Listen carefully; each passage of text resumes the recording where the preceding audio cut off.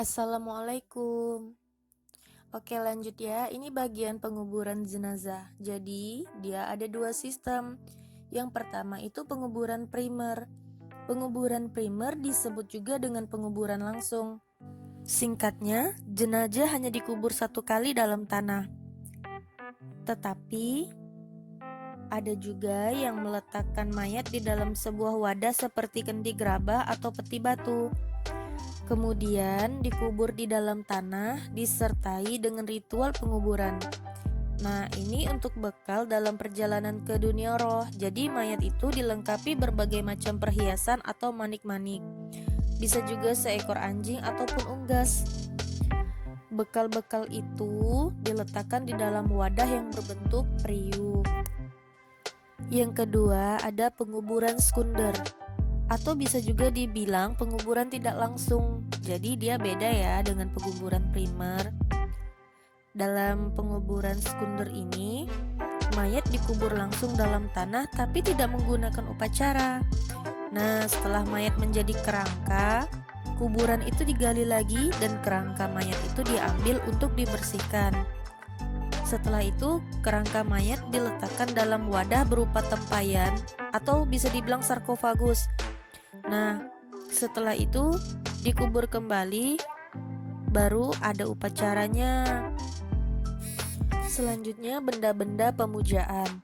Jadi seiring munculnya kepercayaan, manusia membangun benda-benda yang digunakan untuk ritual pemujaan terhadap roh nenek moyang. Bisa kalian lihat di situ ada menhir, punden berundak, dolmen, kubur batu, dan sarkofagus. Yang pertama kita akan bahas tentang menhir. Bisa dilihat menhir itu cuma satu batu besar.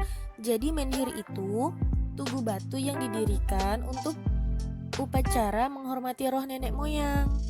Nah, menhir itu dianggap sebagai lambang atau tahta persemayam roh leluhur.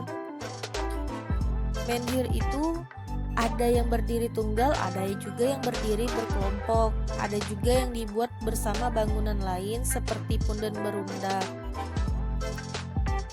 Yang kedua ada punden berundak.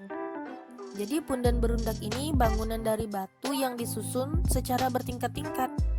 Bangunan ini fungsinya sebagai tempat pemujaan terhadap roh nenek moyang juga. Bangunan punden berundak inilah cikal bakal bangunan candi pada masa Hindu-Buddha. Pendirian punden berundak dilakukan berdasarkan mata angin. Jadi dia diyakini kekuatan gaib atau di tempat-tempat yang dianggap sebagai tempat bersemayamnya roh nenek moyang seperti di gunung atau di bukit. Ketiga, ada dolmen. Jadi dolmen ini menyerupai meja dari batu. Fungsinya, dia bisa sebagai tempat untuk meletakkan sesajen untuk pemujaan ya. Selain itu, dolmen juga bisa berfungsi sebagai tempat duduk untuk kepala suku. Keempat, ada kubur batu. Jadi kubur batu itu dibuat dari papan batu yang disusun segi empat ya, persegi empat. Jadi bentuk peti mayat yang dilengkapi dengan alas dan bidang atasnya itu berasal dari papan batu. Dalam kubur batu itu bakalan kalian temuin rangka manusia yang sudah rusak. Ada juga alat-alat perunggu dan besi serta manik-manik. Yang kelima itu ada sarkofagus. Nah, bangunan ini berupa keranda batu atau peti mayat yang dibuat dari batu. Bentuknya beda ya dengan kubur batu.